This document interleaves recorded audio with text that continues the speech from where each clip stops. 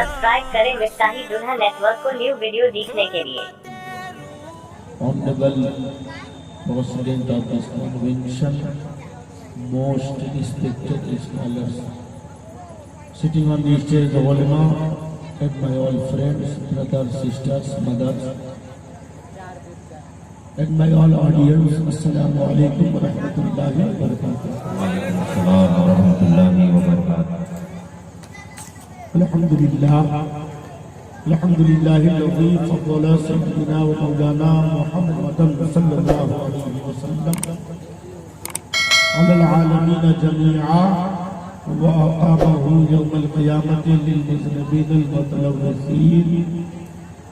al-mutalawwisin al-khata'in al-halikin shafi'a fa sallallahu ta'ala wa sallama wa baraka alayhi وعلى كل من هو محبوب ومرضي لديه صلاة تبقى وتدوم بدوام الملك الحي القيوم وأشهد أن لا إله إلا الله وحده لا شريك له وأشهد أن سيدنا مولانا محمدا عبده ورسوله أما بعد فأعوذ بالله من الشيطان الرجيم بسم الله الرحمن الرحيم وما أرسلنا من رسول إلا ليطاع بإذن الله ولو أنهم إذ ظلموا أنفسهم جاءوك آمنت بالله صدق الله العظيم وصدق رسوله النبي الأمين المتين الكريم ونحن على ذلك لمن الشاهدين والشاكرين والحمد لله رب العالمين। बाबा से बुलंद दरूद पाक पढ़ लीजिए सल्लल्लाहु अलैहि वसल्लम सलातो व सलाम अलैका सल्लल्लाहु अलैहि वसल्लम। माइक वाले भाई साहब जैसा माइक हमको चलने दीजिए, अब न तो इसमें कुछ कमी कीजिएगा न बेसी कीजिएगा। थोड़ी सी सीटी जो दे रही है बस इसको कम कीजिए, सीटी में लगा दीजिए। एक बार और दरूद पाक पढ़ लीजिए सल्लल्लाहु अलैहि सय्यिदिना व मौलाना सल्लल्लाहु अलैहि वसल्लम। काबिल मुबारकबाद है आपका गाने हो गया यार, कितना एक्सपेरिमेंट आप लोग करेंगे। हम लोग खत्म कर दिया कि आप लोगों ने जलसे मेराजुन नबी सल्लल्लाहु अलैहि वसल्लम में शिरकत की और बड़ी अच्छी खिताबत बड़े भाई नासिर हुसैन निजामी से आपने समाज की और बड़ा अच्छा नात भी पढ़ते हैं, उनसे आपने नाज शरीफ की समाज की। हमारे नकीब इजलास साहब ने शामी से चिरागा किया हुआ है, बिल्कुल ये रौनक नजर आ रही है, ये हजरती की मेहनत की वजह से है। और मेरे बाद एक उम्दा खिताब हजरत अल्लामा मौलाना मोहम्मद हसनैन रजा पुरनवी साहब से समाप्त करनी है। इस तरह से उठक बैठक का माहौल न बनाए।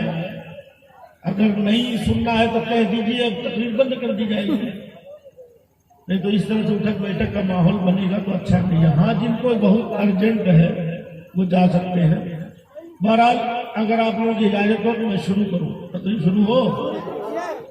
हजरत मौलाना ज़ियारत हुसैन साहब की सदारत में प्रोग्राम हो रहा है और हजरत हाफिज़ कारी ज़फरुद्दीन साहब ने बड़ी मेहनत और मशक्क़त के साथ इस प्रोग्राम का इनेकाद किया। इस शेर के साथ हम सब के रजा, प्यारे रजा, अच्छे रजा इरशाद फरमाते हैं कि पेशे हक मुज़दा शफाअत का सुनाते जाएंगे। पेशे हक मुज़दा शफाअत का सुनाते जाएंगे, आप रोते जाएंगे, सबको हंसाते जाएंगे। आप रोते जाएंगे, सबको हंसाते जाएंगे। और उसाते दी है खुदा ने दामने महबूब को। कुछ लोग कहते हैं कि नबी का दामन कितना चौड़ा है कि सब लोग आ जाएंगे। तो जवाब मिलता है, नादान, ख्वाजा का कटोरा कितना बड़ा था। जब छोटे से प्याले में पूरा अना सागर आ सकता है तो नबी के दामन में पूरी दुनिया समा सकती है। बेशक।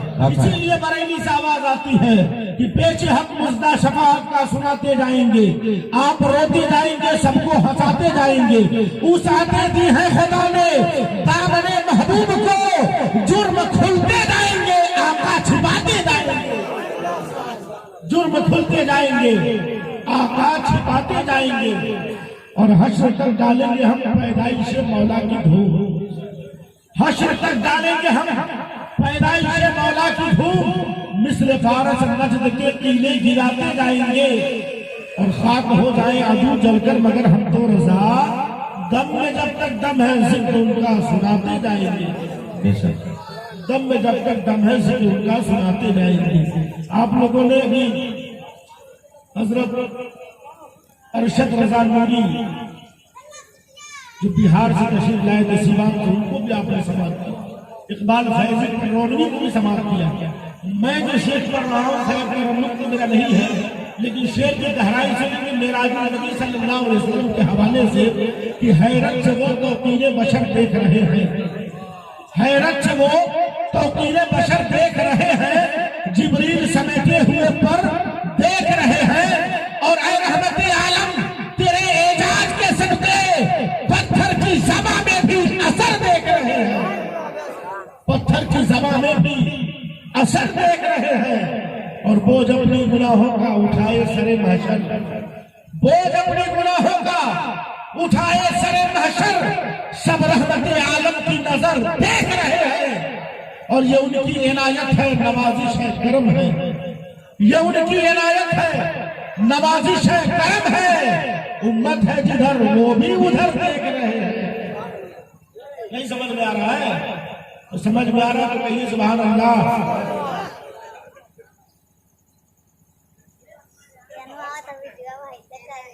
इस तरह से समझ में नहीं आ रहा। आप लोग आगे आ सकते हैं। महाराज से बुलाए हैं इसलिए नहीं ना कि थोड़ा सा कुर्सी में खा सकेंगे, आगे आ जाए। बड़ा अच्छा बिल्कुल जिन लोगों को करबला में गरम गरम रेत पर चारों तरफ से गरम गरम हवा चल रही है, तलवार चल रहे हैं, तीर बरसाए जा रहे हैं, ऐसे वक्त बाबा हुसैनी डटे थे। तो आप हुसैनी है कि नहीं है? एक हमारे हिंदू भाई शंकर कैमूरी वो लिखते हैं, कहते हैं कि इसके हुसैन हासिल ईमान बन गया, इसके हुसैन हासिल ईमान बन गया, ऐ मोमिनो तुम्हारी एक पहचान बन गया। हम नहीं बोलेंगे इसके हुसैन हासिल ईमान बन गया, ऐ मोमिनो तुम्हारी ये पहचान बन गया। जन्नत करबला का वो मैदान बन गया, मगफर तुम्हारा अकबरे ज़ीशान बन गया। अमान नेज़े पे जब बुलंद हुआ सर हुसैन का, तो चेहरा मेरे इमाम का कुरान बन गया।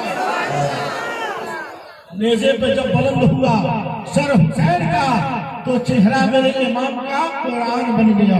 ये हमारे हिंदू भाई का शेर था।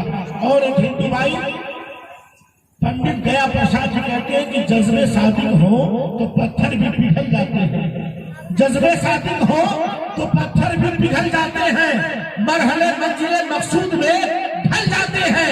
और या अली कहते ही एक बार खुलूसे दिल से मैंने देखा है कि गिरते भी संभल जाते हैं। या अली कहते ही एक बार खुलूसे दिल से मैंने देखा है कि गिरते भी संभल जाते हैं। और कालिका प्रसाद की जो हिंदू भाई है ये कहते हैं, कहते हुए जो जमीन ताब फलक दिल हमो दीनार, वो शर्क से ताकर बतलक माल का अंबार, दरिया सभी मोती बने पारस बने कोहसार, एक सिक्त खड़े हो वो मेरे सैयदे अबरार। फिर कालिका प्रसाद से पूछे कि तू क्या ले, सब छोड़ के नालेने नबी सर पे उठा ले, सब छोड़ के नालेने नबी सर पे उठा ले। और एक हमारे हिंदू भाई है वो छत्तीसगढ़ की सरजमी से कहते हैं कि हुक्मे रसूल पाक पर कुर्बान हो गए, दस्ते नबी पे शाहिदे ईमान हो गए। क्यों पत्थरों को अपना खुदा मानते हैं लोग, पत्थर तो कलमा पढ़ के मुसलमान हो गए। माशाअल्लाह, आप लोगों को समझ बात आ रही है। मैंने जिस आयत करीमा की तिलावत की है परवरदिगार आलम कुरान मुक़द्दस में इरशाद फरमाता है वमा अरसलना मिन रसूलिन इल्ला लियुताअ बिइज़्निल्लाह, and we are not sent any messenger but that he should be abide by। हमने कोई ऐसा रसूल नहीं भेजा मगर ये कि हर हाल में उसकी अताअत की जाए, हर हाल में उसकी अताअत की जाए। जितने अंबिया व मुरसलीन आए, जितने अल्लाह के पैगंबर आए, ये सब किस लिए आए? अल्लाह का कुरान फरमाता इसलिए आए कि उनकी अताअत की जाए, और सबकी अताअत हुई। हजरत आदम से लेकर हमारे नबी सल्लल्लाहु अलैहि वसल्लम तक जितने अंबिया व मुरसलीन आए, पैगंबरान इज़ाम आए, सबकी अताअत हुई। हाँ, ये अलग बात है कुछ लोगों के उम्मतियों की तादाद ज्यादा थी, कुछ लोगों के उम्मतियों की तादाद कम थी, कुछ लोगों के मानने वाले ज्यादा थे, कुछ लोगों के मानने वाले कम थे, मगर हर नबी के आने का मकसद यह था उनकी अताअत की जाए, उनकी फरमाबरदारी की जाए। हजरत आदम अलैहिस्सलाम तशरीफ लाए, उम्मती अताअत कर रहे हैं। हजरत नूह अलैहिस्सलाम तशरीफ लाए, उम्मती अताअत कर रहे हैं। हजरत ज़करिया अलैहिस्सलाम तशरीफ लाए, उम्मती अताअत और फरमाबरदारी कर रहे हैं। हजरत मूसा अलैहिस्सलाम तशरीफ लाए, उम्मती अताअत और फरमाबरदारी कर रहे हैं। हजरत इब्राहिम तशरीफ लाए, उम्मती अताअत और फरमाबरदारी कर रहे हैं। हजरत ईसा तशरीफ लाए, उम्मती अताअत और फरमाबरदारी कर रहे हैं। हजरत मूसा तशरीफ लाए, उम्मती अताअत और फरमाबरदारी कर रहे हैं। जितने अंबिया व मुरसलीन आए, सबकी अताअत उनके उम्मतियों ने किया था, उम्मती अताअत कर रहे हैं। लेकिन जब बारी आई आमिना के लाल की, जब बारी आई महबूब परवरदिगार की, जब बारी आई कमली वाले सरकार की, तो परवरदिगार आलम ने इस शान के साथ भेजा कि जहां उम्मती अताअत करेंगे वहीं पे नबी अताअत करेंगे, जहां उम्मती अताअत करेंगे वहीं पे पैगंबर अताअत करेंगे, जहां उम्मती अताअत करेंगे वहीं पे रसूलाने इज़ाम अताअत करेंगे, ताकि लोगों को मालूम हो जाए आदम से लेकर ईसा तक जितने आए थे सब नबी बनकर आए थे। जिसकी अताअत नबी कर रहे हैं वो नबियों का नबी बनकर, वो रसूलों का रसूल बनकर आ रहा है, वो पैगंबरों का पैगंबर बनकर आ रहा है। मेरे आका सल्लल्लाहु अलैहि वसल्लम की अताअत सबने की थी, सबने किया था। हाल तो ये है कि नबी का जिक्र, नबी का चर्चा, नबी की अजमत, नबी के जुल्फों का बयान, नबी के चेहरे का बयान, नबी के किरदार का बयान, नबी की अजमत का बयान जहाँ पे मुसलमानों के कुरान में मौजूद है, जहाँ हदीस मुबारका में मौजूद है, जहाँ सहाबा के किरदार में मौजूद है, जहाँ सहाबा के कौल फेल में मौजूद है, वहीं पे इस्लाम और इस्लाम के हक़ानियत का प्रचार, रसूल अल्लाह के चेहरे का बयान, रसूल अल्लाह के शान का बयान, रसूल अल्लाह के किरदार का बयान हमारे हिंदू भाइयों की पुस्तकों में भी मिलेगा, ईसाई भाइयों के वहां भी मिलेगा। जितनी किताबें दुनिया में लिखी गई है, जितनी पुस्तकें लिखी गई है, वो तमाम पुस्तकें अगर सदाकत की नजर से देखा गया है तो मेरे नबी सल्लल्लाहु अलैहि वसल्लम के ताल्लुक से हर किताब में नबी का जिक्र आपको नजर आएगा, हर पुस्तक में नबी का चर्चा नजर आएगा। सबसे पहले अपने बिरादर वतन हिंदू भाई की एक पुस्तक का मुताला करते हैं, जिसको ऋग्वेद कहा जाता है। ऋग्वेद तो हमारे हिंदू भाइयों के वहां बड़ी पवित्र मानी जाती है, बड़ी पावन मानी जाती है, बड़ी इज्जत और तकरीम से उसे देखा जाता है। उस ऋग्वेद में लिखा हुआ है, लिखते हैं ऋग्वेद के चैप्टर में, कहते हैं यकोब्रम जूते नास्ति नीलनास्ति किंचन एकम एवं आदित्यम यदा यदा ही यद धर्म शेगलानि मधुरमशब्ये तत्यार किशोतारम नारकुंडम पृथ्वीमध्यम ओसिज्ञानतम बलबलसानम लवणह्यं भक्तमन्तमच्छं वीरं महावीर गुरुवत्रारं प्रादीपं जय भवति विष्णुवे ईश्वर भक्तं सुरवे।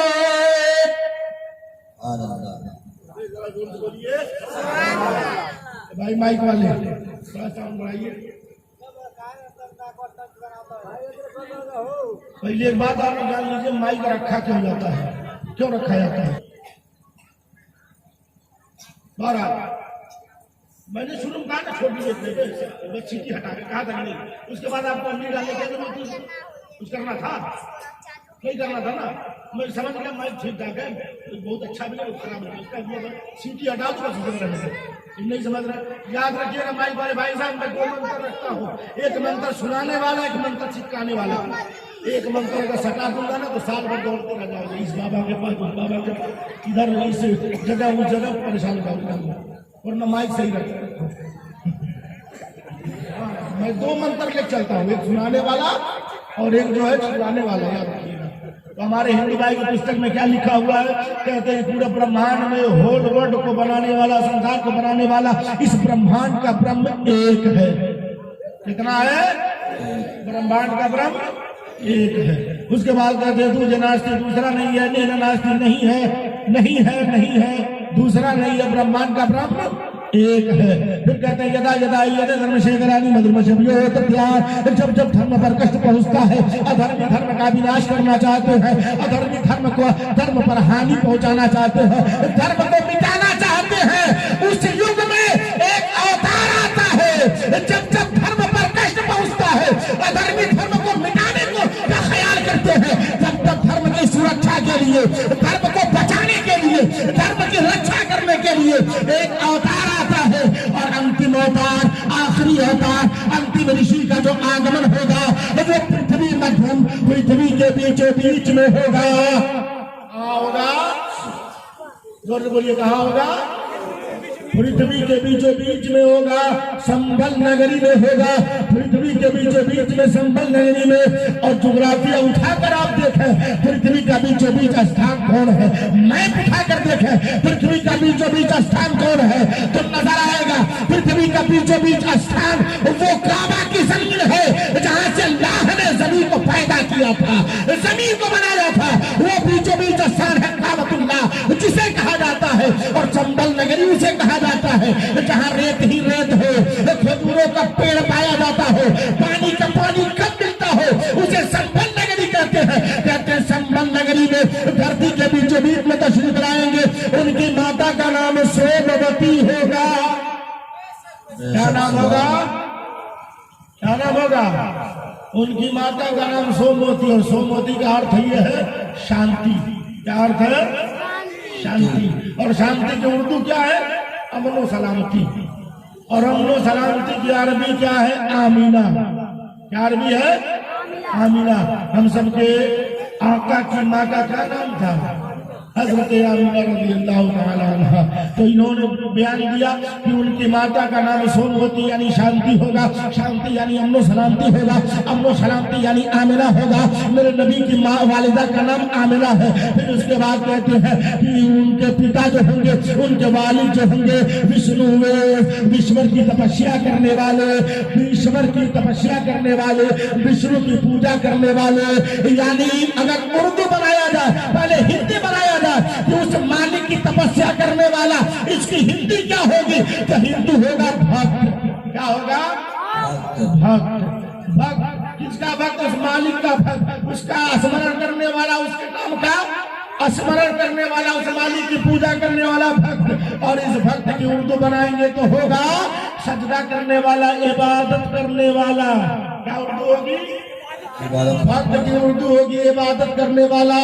मतलब ये कि इबादत करने वाला जिसे भक्त कहा जा रहा है, भक्त यानी इबादत करने वाला। और इबादत करने वाले का ट्रांसलेट अगर अरबी किया जाए तो अरबी ये होगी अब्दुल्लाह, अल्लाह की इबादत करने वाला, अल्लाह का सजदा करने वाला, अल्लाह का बंदा।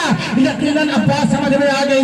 इंदु भाई की पुस्तक बता रही है ऐले वो हर युग में अवतार आया है, हर युग में अवतार आया है, लेकिन अंतिम अवतार जो आएगा, आखिरी अवतार जो होगा, वो पृथ्वी के बीचों बीच में संबल नगरी में उनकी माँ का नाम आमिना होगा, उनके बाप का नाम अब्दुल्लाह होगा।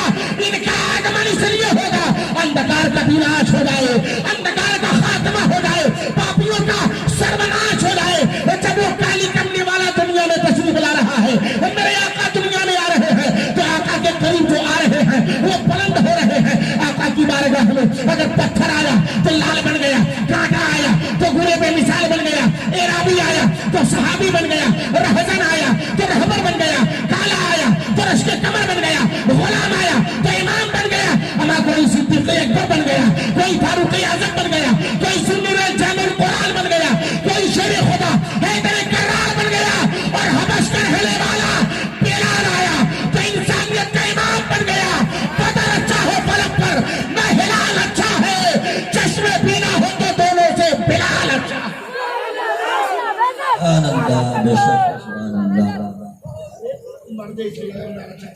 खड़ा हो लगाओ ना, अरे आप खड़ा होइए ना, तब लोग बोले खड़ा होइए। माशाअल्लाह अभी बचा हुआ है।